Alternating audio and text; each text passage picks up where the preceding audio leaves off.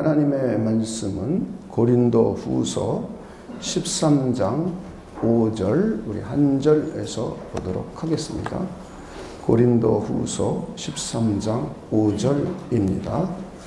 우리 함께 읽도록 하겠습니다. 시작. 너희는 믿음 안에 있는가? 너희 자신을 시험하고 너희 자신을 확증하라. 예수 그리스도께서 너희 안에 계신 줄을 너희가 스스로 알지 못하느냐? 그렇지 않으면 너희는 버림받은 자니라. 아멘. 네, 우리는 지난주에 구원받는 믿음에 대해서 살펴보았습니다. 우리 모두가 구원의 복음을 들을 때 하나님의 성령께서 역사해 주셔서 우리는 예수 그리스도를 믿게 되었습니다. 예수 그리스도가 누구이시냐? 그분이 우리에게 무슨 일을 해 주셔서 우리가 구원을 받게 되었는지 이런 것들을 우리가 알게 되었고, 그리고 성령의 감동을 받아서 이것을 동의하고 또 확신했습니다. 그래서 우리는 이것을 믿고 입으로 주의 이름을 부르고 주를 쫓아서 우리는 구원받는 하나님의 아들과 딸들이 되었습니다. 여러분 이거 믿으십니까? 우리 모두는 예수님께서 십자가에 죽고 부활하신 것을 우리 믿어요. 그래서 우리는 이걸 마음으로 믿었기 때문에 의에 이르게 되었습니다.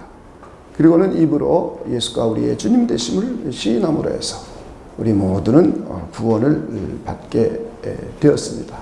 이것이 우리 구원받는 믿음, 구원받는 신앙의 내용입니다.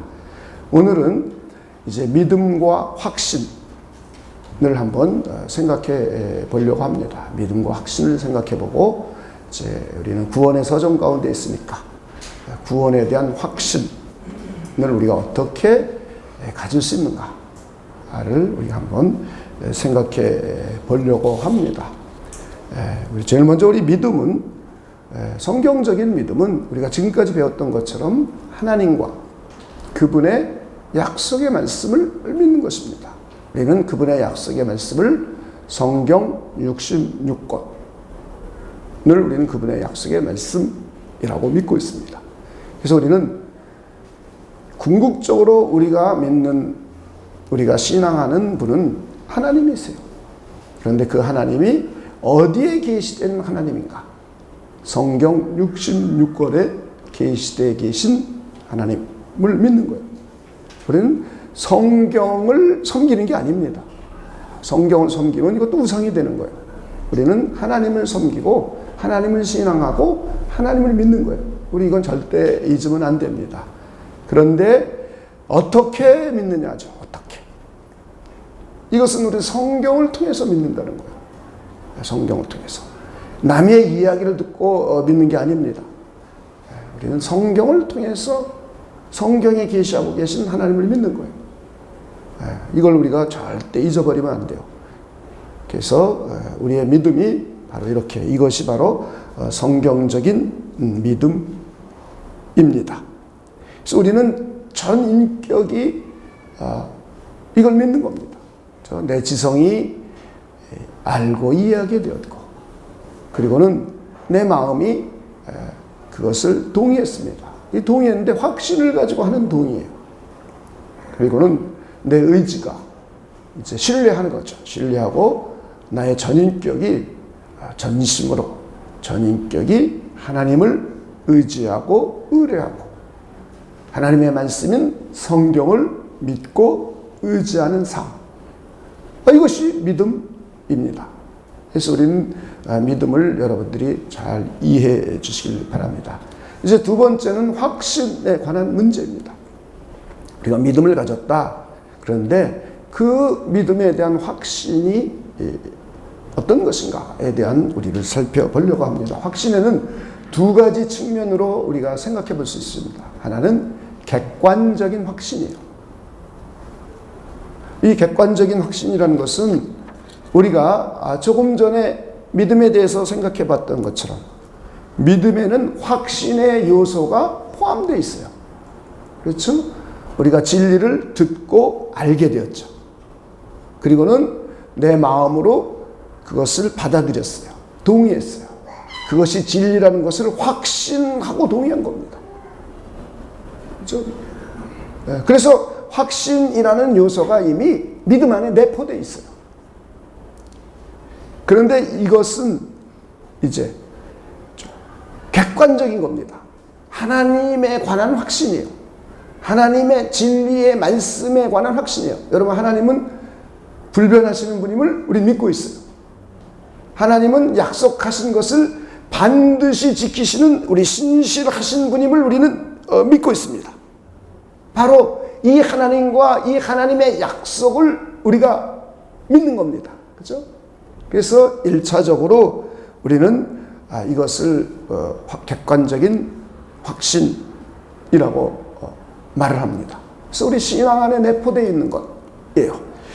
그런데 이제 우리는 환경에 따라서 우리가 확신하고 있는 확신의 정도는 차이가 나요. 이건 주관적이죠. 그래서 우리는 오늘은 주관적인 확신에 대해서 집중적으로 살펴보려고 합니다. 내가 하나님을 믿고 의뢰하고 의지하는 그 확신, 그리고 하나님의 말씀, 약속의 말씀을 나의 주관적인 확신을 얼마나 가지고 있는가에 대해서 살펴보려고 합니다. 이것은 우리 삶의 실제적입니다. 우리 신앙생활에 매우 중요한 거예요. 하나님의 진리는 바뀔 수가 없죠. 그죠? 객관적인 확신은 변함이 없는 겁니다.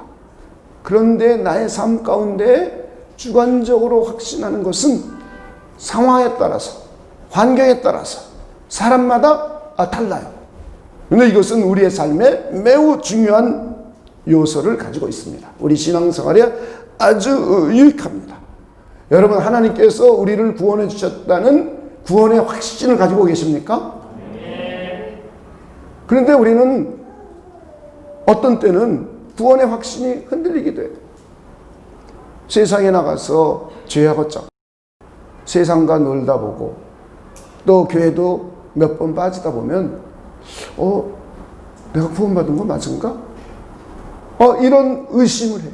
의심. 우리 실제로 그렇습니다. 이거 주관적이죠. 주관적인 거예요. 그런데 이런 의심을 하게 되면은 우리의 신앙생활이, 우리의 삶이 굉장히 피폐해집니다. 예를 들어보면 우리 기도응답의 확신을 우리 생각해 보겠어요. 기도응답의 확신은 이미 성경에 그리스도 예수의 이름으로 믿음을 가지고 하나님께 무엇이든지 구하면 하나님이 주신다고 그랬어요. 후히 주시고 꾸짖지 않는 분이라고 그랬어요. 그렇죠? 이것은 우리가 하나님의 성령의 감동을 받아서 우리가 이걸 믿게 돼요. 그래서 이걸 믿고 우리가 기도하게 됩니다. 이건 이제 객관적인 확신이었었어요. 우리 신앙 안에 포함되어 있는, 믿음 안에 포함되어 있는 것이었었어요. 그런데 기도 생활을 하다가 기도 응답을 잘 못 받아요. 기도했다 안 했다 이러기도 하고 또 오랜 세월 기도 안 하기도 하고 기도 생활을 잘 안 하게 돼요. 그리고 어떤 사람은 기도를 새벽마다 작정하고 40일 나와서 기도했는데 응답이 안 이루어졌어요. 그러면은 낙심합니다. 낭망합니다. 그리고는 뭐 기도할 필요 있는가?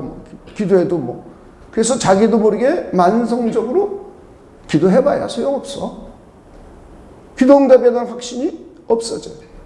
그래서 정말 어렵고 힘든 일이 발생했음에도 불구하고 기도를 안 해요. 그래서 삶이 점점 피폐해집니다. 점점 힘들어져요. 점점 멀어져요. 그런데 어떤 사람은 기도 응답에 대한 확신이 항상 흘러넘쳐요. 그래가지고는 어려운 일이 생길 적마다 하나님 앞에 나와 전심으로 기도하는 거예요. 땀방울이 핏방울이 되도록 나의 전 의지를 동원해서 하나님께 기도하는 거예요. 하나님께 계속 기도하면 나의 기도를 들어주신다는 확신함을 가지고 기도하는 겁니다. 이런 사람과 기도 응답의 확신을 소멸해버린 사람과 삶의 질의 차이는 엄청나게 납니다. 특별히 어려울 때일수록 하나님께 나와 기도하는 거예요. 정도의 길을 가는 거예요. 성경적인 원리를 따라 살아가는 거예요. 많은 사람들이 좋을 때는 교회에 나오고 열심히 나오고 신앙생활 잘해요. 그런데 어려운 일이 생기면 정도를 안 걸어요. 성경대로 안 해요. 다르게 해요. 그럼 점점 하나님과 멀어집니다. 기도응답은 거의 못 받습니다. 그러다가 어려운 일이 계속 발생되면 심지어 교회를 떠나요. 하나님을 떠나요. 우리 이런 일이 발생하면 안 됩니다. 그래서 우리에게는 주관적인 확신이 매우 중요합니다. 여러분 중요하지 않습니까? 하나님께서 우리의 삶을 매일매일 내 주변에서 일하시면서 역사에 가시고 나의 삶을 이끌어 가시고 인도해 주신다는 확고부동한 확신이 있다면, 우리가 어려운 일을 겪었을 때 그 어려운 문제를 극복해 나가고 참고 인내하는 것이 어렵지가 않습니다. 어려운 일은 없어지는 게 아니에요. 우리는 오해하면 안 돼요. 어려운 일을 통과할 수 있는 힘을 주는 겁니다. 그래서 적당한 시기에 하나님께서 이 문제를 극복시켜 주세요. 할렐루야. 없어지는 게 아니에요. 여러분, 그 오해하면 안 돼요. 이스라엘 민족 40년 동안 민수기를 보세요. 민수기. 하나님의 인도하심을 표적으로 보여주는 거예요. 민수기는 그래서 인도의 책이라고 그래요. 인도의 책.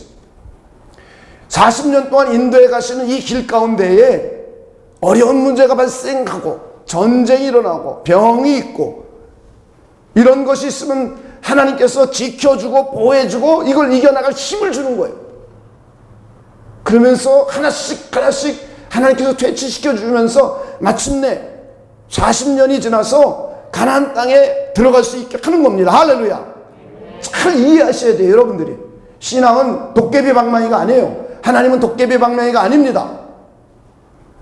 그냥 자기는 아무것도 안 하고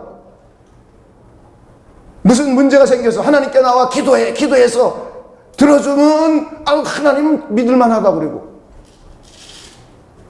그리고는 6개월이 걸려도 안 들어주면은 하나님 어디 있냐고 그러고. 이건 신앙이 아니에요. 참된 신앙이.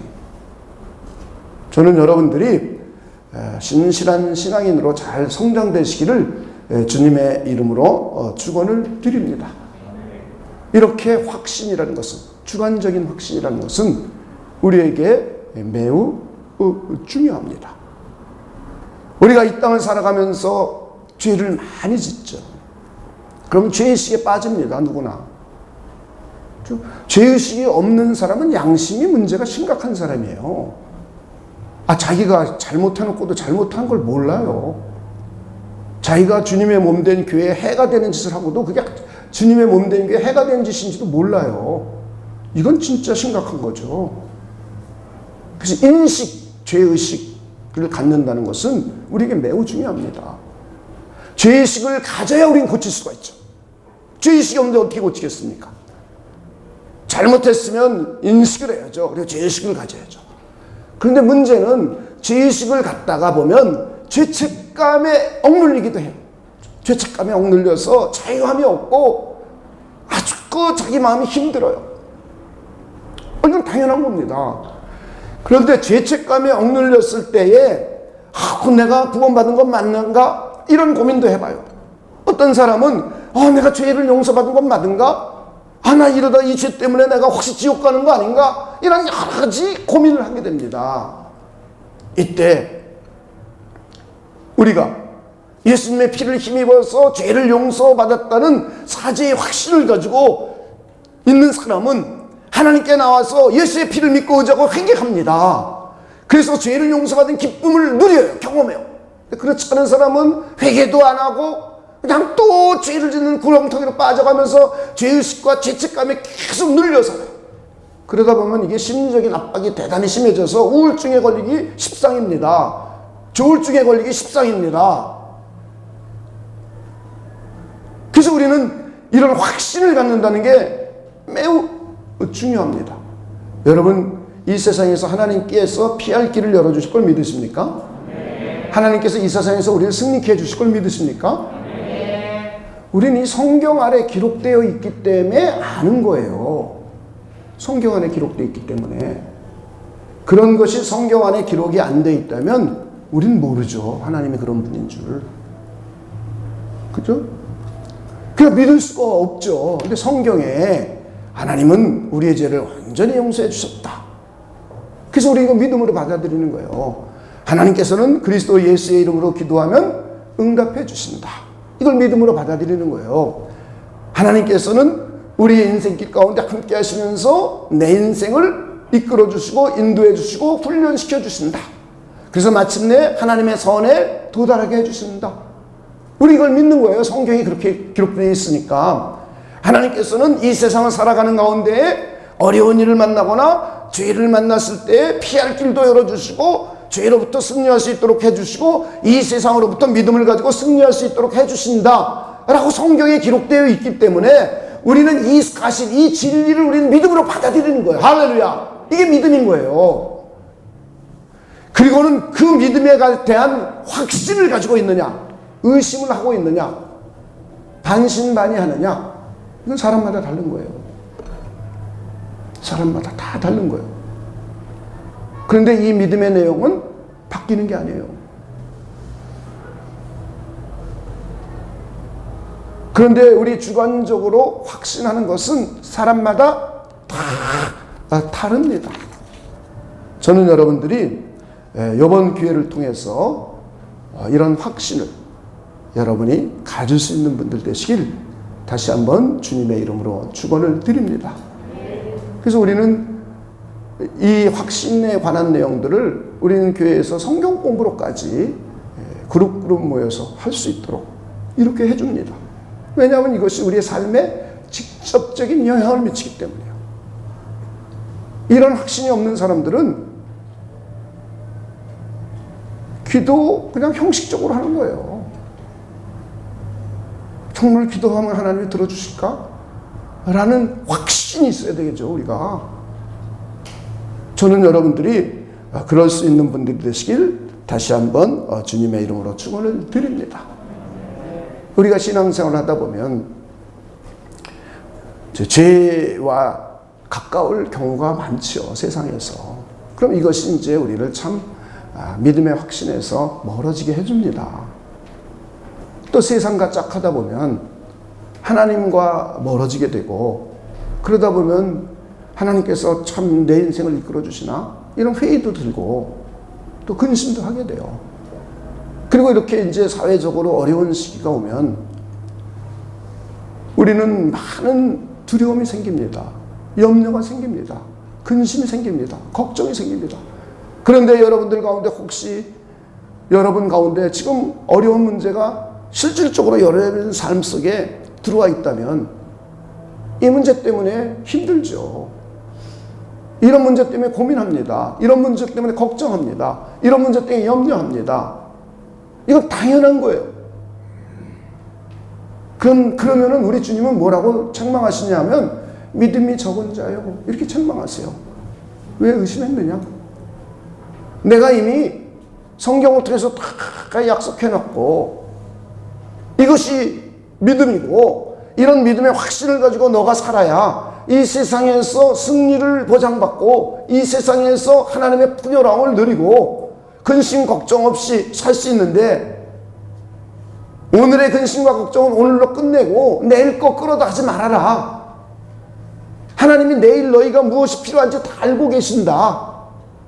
이렇게까지 말씀해 주신 하나님이 우리에게 오셔서 믿음이 작은 자요, 왜 의심하였느냐? 이렇게 책망하세요. 예수님의 수제자인 베드로도 사도로서 사역을 본격적으로 하기 이전에 예수님의 부르심을 받고 훈련받고 예수님을 따라 3년 동안 다녔어요. 그때는 믿음의 확신이 충분히 성숙하지 않았죠. 베드로가 얼마나 많은 걸 봤습니까? 물고기와 보리떡 5개 가지고 5,000명을 먹이신 것을 경험했습니다. 이거 보통 사건이 아니잖아요. 아니, 물고기 2마리와 보리떡 5개를 가지고 5,000명을 먹였어요. 이게 보통 사건이 아닙니다. 그래가지고 예수님의 제자들이 너무 기뻤습니다. 그런데 예수님께서는 이제 산으로 올라가시면서 너희들 밭 건너가라 그랬어요. 그러니까 이들이 배 타고 건너갑니다. 그러다가 풍랑을 만났어요. 풍랑이 만나니까 얼마나 두렵습니까? 그런데 예수님께서는 물 위로 걸어오시는 거예요. 밤중에 어둑어둑해졌는데 물 위에 뭐가 걸어오는 걸 보니까 제자들은 혹시 유령인가 이런 걱정을 하는 거예요. 그러면서 혹시 주님이시거든 나를 물 위로 걸어오게 하소서 베드로가 그럽니다. 그래도 베드로는 수제자다움이 있었나 봐요. 베드로가 그래요. 그러니까 예수님께서 내리 나다 걸어와라 그랬어요. 그랬더니 용기 있게 배에서 뛰어내렸습니다. 그리고 막 걸어가는 거예요. 그런데 옆을 이렇게 보니까 예수님을 봤을 때는 예수님을 믿고 예수님의 말씀을 믿고 따랐을 때는 막 갔는데 사람이 환경이 파도가 치고 바람이 부니까 이걸 보죠. 얼마나 두렵습니까? 두려우니까 그냥 꼬르륵 가라앉으려고 그래요. 그랬더니 예수님께서 베드로를 끌어내 주십니다. 그러면서 하는 말씀이에요.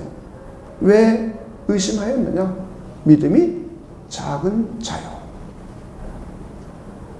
이렇게 환경을 보면 두려움이 엄습해옵니다.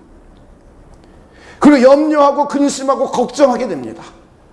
믿음의 확신이 우리가 충만하지 않을 때는 이걸 이겨내기가 어렵죠. 또 어느 때는 우리가 기도하고 믿음의 확신이 넘쳤다가도 또 삶의 현장 속에 가면은 두려움이 생겨요. 이건 사실입니다. 이때 우리는 또다시 기도하면서 믿음의 확신을 재충전해서 이 문제를 뚫고 지나가야 돼요. 할렐루야. 저는 여러분들이 제발 좀 그런 분들이 되었으면 좋겠어요. 한 번 기도했다고 응답 안 해준다고 기도해도 소용없어.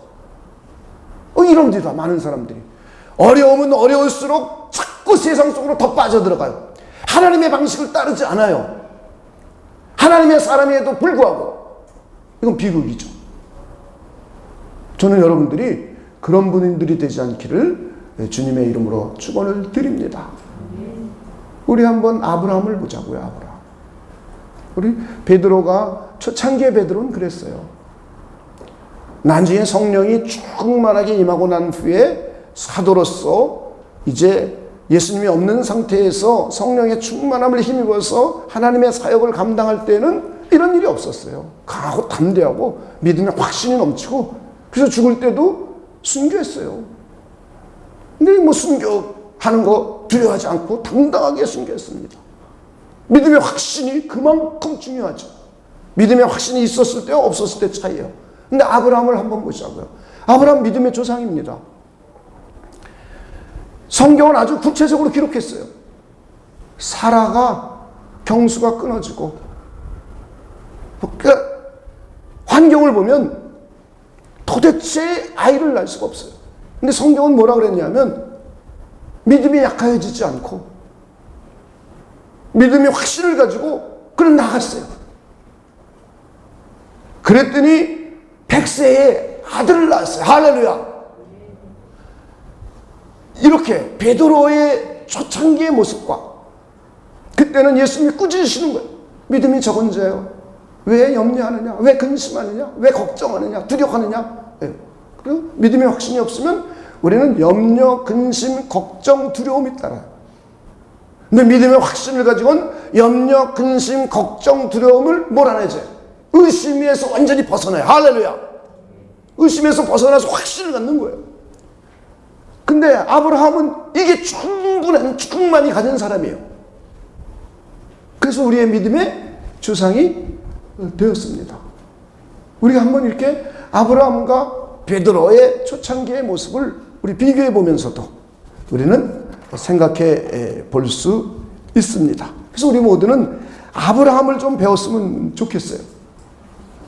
성경을 한번 찾아볼까요? 실제로 그런가? 그냥 간단하게만 찾아보죠. 마태복음 14장입니다. 14장 30절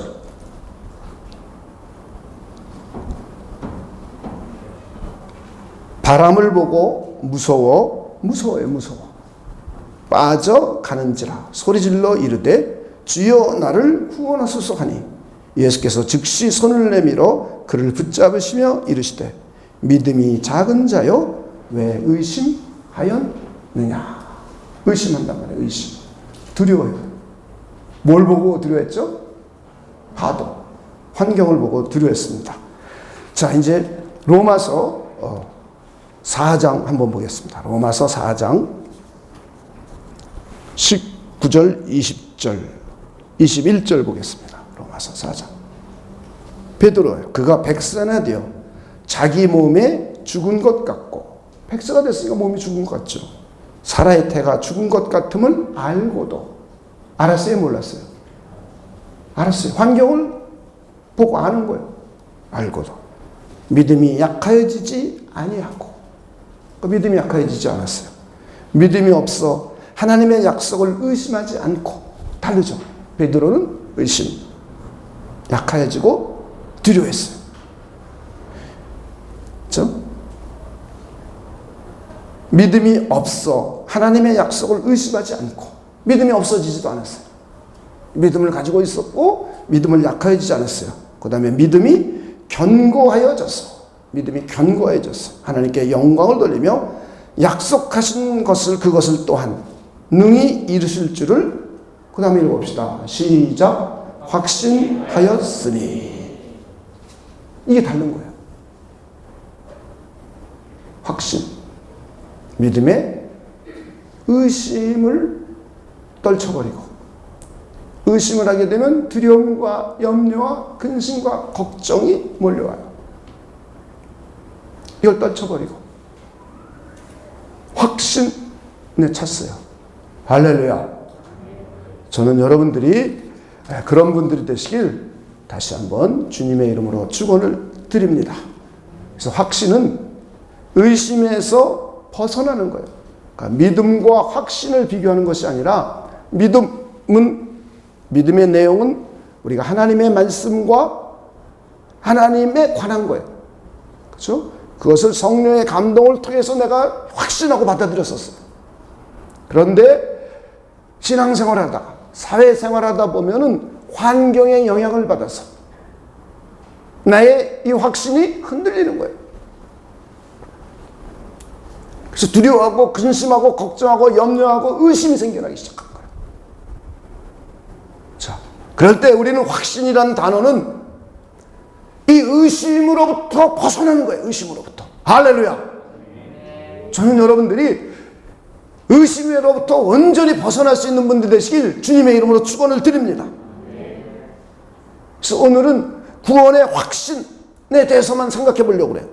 우리가 어떻게 하면 구원에 대한 믿음이 흔들리지 않고 혹시 의심이 생길 때에 구원의 확신을 가질 수 있을까? 왜냐하면 우리는 구원의 서정을 지금 하고 있는 중이기 때문에 이걸 살펴보려고 그래요. 그런데 여러분이 다른 부분에 확신을 갖는 것도 똑같은 방식이에요. 다를 게 없어요. 그걸 여러분들이 잘 이해해 주시기 바랍니다. 그럼 여러분들이 이 세상을 살아가는데 승리의 확신이 흔들리고 하나님께서 내 인생을 이끌어 주신다는 확신이 흔들릴 때, 우리는 오늘 우리가 하고자 하는 방식을 그대로 여러분이 적용하시면 돼요. 그럼 여러분들이 의심으로부터 벗어나서 온전한 확신을 가질 수가 있어요. 그래서 우리의 삶이 풍성해지고 평화롭고 안정감이 있을 수 있어요. 근데 이런 확신이 없는 사람들은 불안하기 때문에 안정감이 없습니다. 신앙생활에. 그리고 삶 자체에 안정감이 없어요. 내 삶이 왜 안정감이 없고 불안한가? 믿음을 가졌으면서도. 이걸 우리가 잘 인식해야 돼요. 이해하고. 자, 그래서 이제 오늘은 구원의 확신을 어떻게 우리가 잘 가질 수 있는가? 예요. 첫 번째는 말씀을 진실하게 읽고 묵상하는 거예요. 말씀을 진실하게 읽는 거예요. 왜냐하면 믿음은 뭐로부터 나오기 때문이에요? 말씀으로부터 나오기 때문에. 믿음은 들음으로 해야 돼요. 근데 뭘 들어요? 말씀, 하나님의 말씀, 그리스도의 말씀을 들어야 돼요. 우리의 믿음의 내용은 말씀이에요. 그래서 매일매일 말씀을 진실하게 읽고 묵상하며 기도하는 삶이 우리에게 이루어져야 돼요. 이걸 안 하면 환경에 눈을 돌리게 되고 세상의 유혹과 재리에 대한 염려와 근심, 걱정 때문에 의심이 많이 생겨나요. 그래서 확신이 자꾸 없어져요. 어느 때는 확신했다가도 집으로 돌아가면서 다 까먹어요. 회사에 나가서 돌아가는 환경을 보면서 의심이 생기고 두려움이 생겨요. 그래서 우리가 기본적으로 해야 될 것은 하나님의 말씀을 진실하게 읽고 묵상하며 기도하는 거예요. 그 말씀을 의지해서. 이걸 우리가 훈련하고 매일매일 연습해야 돼요. 왜냐하면 성경은 예수 그리스도를 믿어 구원에 이르게 하는 하나님의 지혜가 담겨져 있어요. 그렇죠? 우리로 하여금 예수께서 하나님의 아들 그리스도이심을 믿게 하려고 성경을 기록하셨어요. 예수 그리스도를 믿는 우리에게 영원한 생명이 있음을 알게 하려고 성경을 기록했기 때문이에요. 그렇기 때문에 우리는 하나님의 말씀을 매일매일 읽고 묵상하고 기도하는 삶, 이것이 우리에게 구원에 대한 확신을 갖게 해주는 가장 근본적인 원리입니다. 할렐루야. 그래서 우리 교회는 이렇게 악착같이 그냥 바이블 타임 시키는 거예요. 다 이유가 있는 겁니다. 우리 교회 표 뭔지 아시죠? 말씀 듣고 기도하고 행동하자. 이게 우리 교회의 표예요. 첫째가 말씀 들어야 돼요. 말씀 모르고 확신을 가지면 이거 참 제일 이 세상에 제일 골치 아픈 사람이 말씀을 성경 내용을 모르고 확신 갖는 사람. 이거 골치 아픕니다. 구원 못 받아요, 그 사람들은. 그죠? 여러분 신천지 성경을 말씀을 제대로 이해하지 못하고 확신에 차 있잖아요. 여호와의 증인 성경 말씀을 제대로 이해하지 못하고 구약적인 것만 이해하고 믿으면서 확신을 갖고 있잖아요. 유대인들 구약 39권만 확실하게 믿고 아주 확신에 차 있잖아요. 무슬림, 이슬람 교도들 성경과 다르게 자기들이 갖고 있는 고란이 경전이 되어서 거기에 기록되는 하나님을 확신을 가지고 믿고 있잖아요. 그러니까 성경을 모르고 확신 갖는 게 문제이고 성경을 잘못 이해하고 확신을 갖는 것 문제예요. 아주 큰 문제입니다. 고집불통이죠. 그 사람도 안 바뀌어요. 두 번째는 성경을 전혀 모르고 기도를 무척 하면서 확신 갖는 사람. 이거 아주 무섭습니다. 기도하면 신념이 강해집니다. 그런데 하나님의 진리의 말씀을 기반으로 하고 있잖아요. 자기식의 하나님이에요. 자기식의 방식의 하나님의 역사예요. 이거 아주 골치 아픕니다. 그래서 우리는 제일 중요한 것은 하나님의 말씀인 성경이 전하고자 하는 의도대로 이해하고 믿는 거예요. 할렐루야. 이게 제일 중요한 거예요. 그래서 우리는 매일 읽고 묵상하고 기도하는 것, 이걸 게을리하면 안 돼요. 그래서 여러분들이 매일 바이블 타임을 성실하게 하시기를 다시 한번 주님의 이름으로 부탁을 드립니다. 성경 암송 교회에서 내주는 것 하루에 3번 꼭 문자로 올리세요. 그것만 일단 기본적으로 해보세요. 여러분 인생이 안정감이 생깁니다. 평안함이 있어요. 확신이 생겨서 의심이 없어서 두려움이 없어요. 염려, 근심, 걱정이 없어요. 그러나 환경은 시시때때로 계속 바뀌어요. 저 환경은 매일 바뀝니다. 여러분의 감정도 매일 바뀌어요. 기분 좋으면 교회 나와서 막 봉사하고 기분 나쁘면 시험 들었다 그러고 여러분 감정 매일 바뀌잖아요. 근데 하나님의 말씀은 바뀐 적이 없어요. 우리의 기준은 바로 하나님의 말씀인 거예요. 여기에 대해 확신을 갖는 거예요. 주관적인 확신까지 갖는 거예요. 할렐루야. 그런 분들이 되시길 다시 한번 주님의 이름으로 축원을 드립니다. 두 번째는 자신을 말씀에 비추어서 성찰하는 거예요. 근데 이런 건 잘 안 하죠. 이제 오늘 우리 말씀입니다. 오늘 말씀. 자, 오늘 말씀 본문 고린도후서 13장 5절. 그리고 여러분들이 꼭 암송하기를 바라는 내용입니다. 너희는 믿음 안에 있는가? 너희 자신을 첫째 뭐하라? 시험하고 테스트하라는 거예요. 너희 자신을 확증하라. 예수 그리스도께서 너희 안에 계신 줄을 너희가 스스로 알지 못하느냐? 그렇지 않으면 너희는 버림받은 자니라. 내가 구원받은 사람인지 아닌지 자기 스스로 테스트 해보는 거예요. 그래서 우리는 제일 먼저 성경 진리의 말씀을 읽는 거죠. 그죠? 읽고 관찰하고 내용을 잘 이해하는 겁니다. 그래서 내가 믿음 있는 거, 내가 믿음 안에 있나? 예수 그리스도께서 내 안에 들어와 계신가? 라고 자기 자신에게 진실되게 말씀을 비추어 점검하는 거예요. 테스트. 점검. 자, 여러분이 스스로 자기 자신에게 질문해야죠. 과연 내가 믿음 안에 있어? 과연 예수 그리스도께서 내 안에 거하시는가? 그렇지. 나는 예수 그리스도를 내 안에 모셔드리고 있지. 내가 그리스도 예수를 영접했지.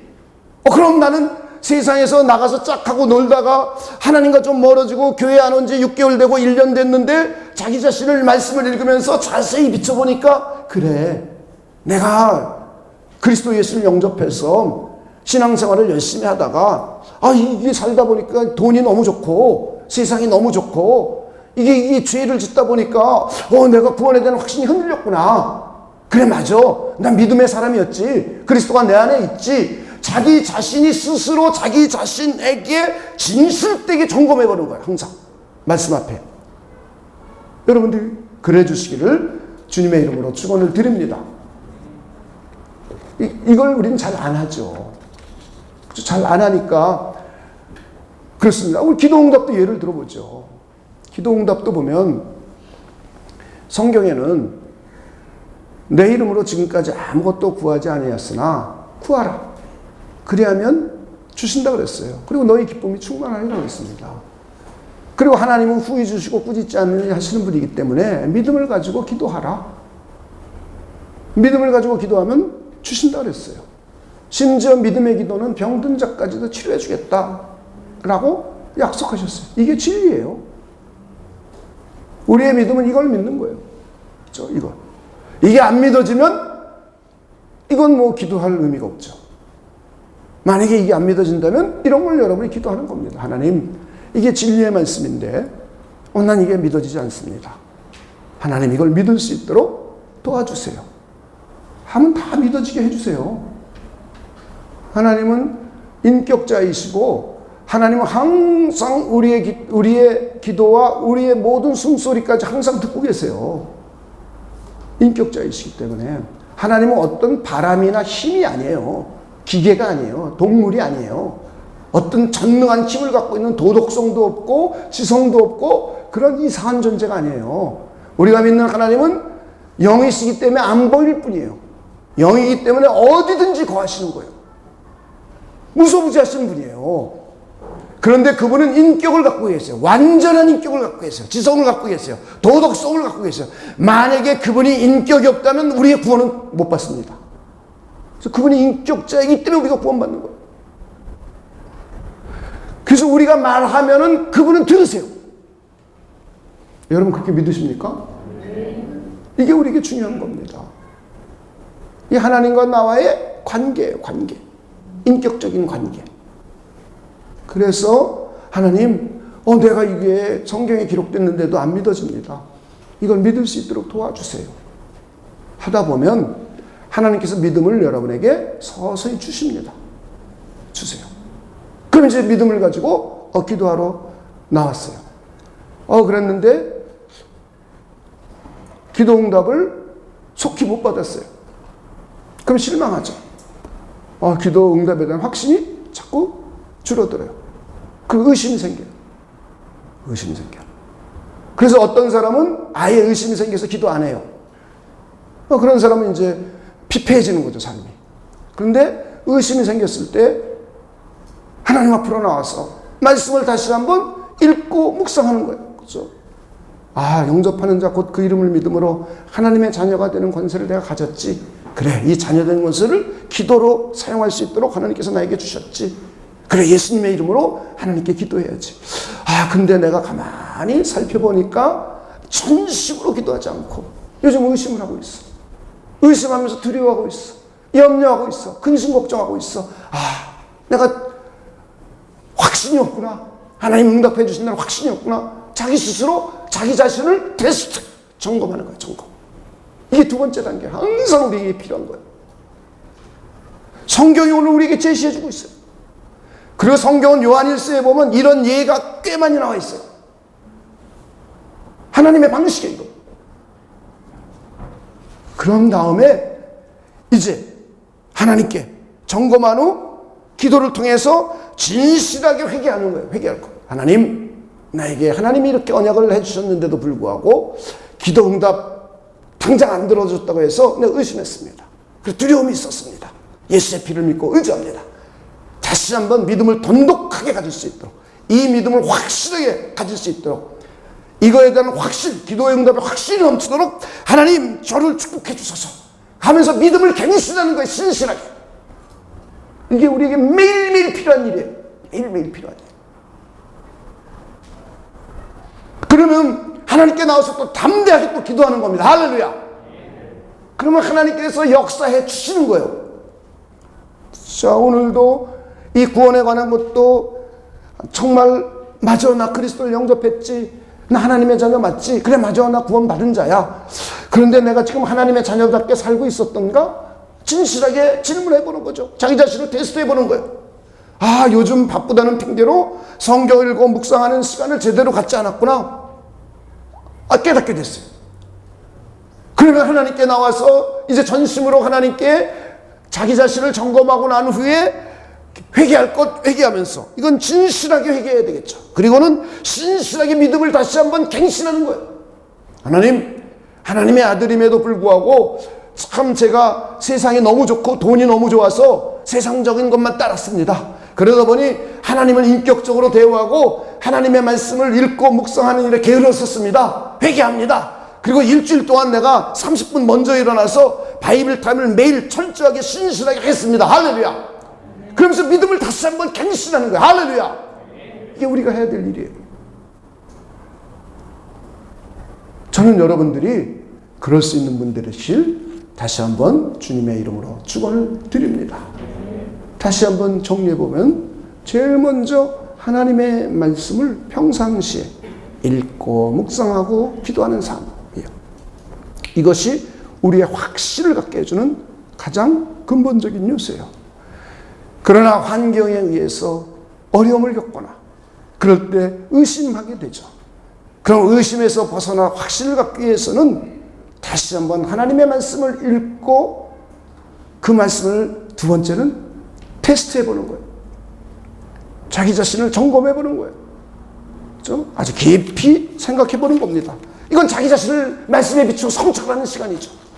그러고 난 후에 회개할 거는 진실되게 하나님께 회개하고, 다시 믿음을 다시 한번 정립해야 될 것은 신실하게 다시 한번 믿음을 갱신하고, 할렐루야. 그러므로 해서 내 주관적인 확신이 점점 더 분명해지는 거예요. 그럴 때 우리의 삶은 안정감이 있고 평안하고 하늘에 속한 모든 신령한 복들, 구원에 완성될 때 받아야 될 신령한 복들을 이 땅에서 향유하며 누리며 살아가는 거예요. 할렐루야. 이제 마지막입니다. 마지막. 자, 로마서 8장 16절 17절을 보겠습니다.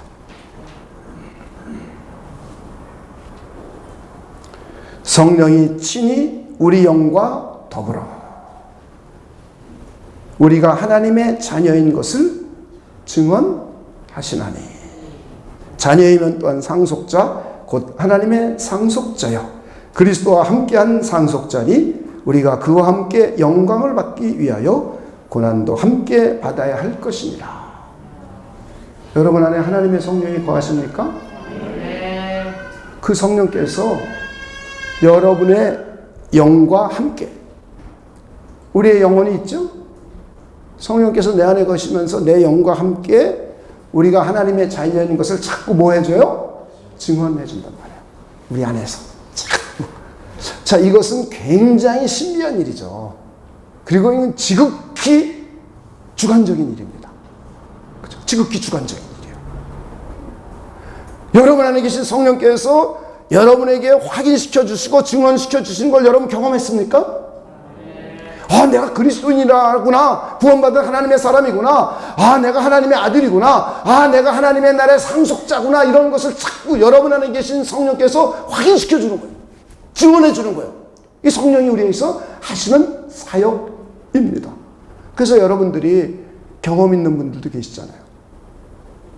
하나님과 멀어지고 교회도 안 오고 세상 나가서 너무 세상이 좋아서 세상과 너무 친구 삼고 돈이 너무 좋아갖고 돈만 쫓아다니고 출세가 너무 좋아갖고 출세만 쫓아다니고 그러면서 6개월, 7개월, 8개월 지나다 보면 어디서 지나가다가 찬송가 소리가 들리거나 또 어떤 집사님이나 선생님들이 전화하거나 그러면 참 가슴이 좀 답답하고 찔리고 그러면서 자꾸 그러지 마.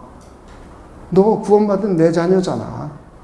하나님의 백성 맞잖아. 네 안에 그리스도가 있잖아. 이런 일깨움과 확인을 자꾸 성령께서 해주세요. 성령께서.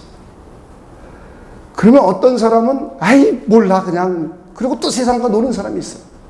근데 어떤 사람은 자기 의지를 동원해서 자기가 성령께서 일깨워 주심을 따라 다시 교회로 돌아와요. 할렐루야. 이런 역할을 우리 안에 계신 성령이 해주시는 거예요. 이게 얼마나 복받은 사람입니까? 이런 역할도 안 해주면 우린 다 그냥 세상이 너무 좋아서 짝하다가 하나님 다 버리죠.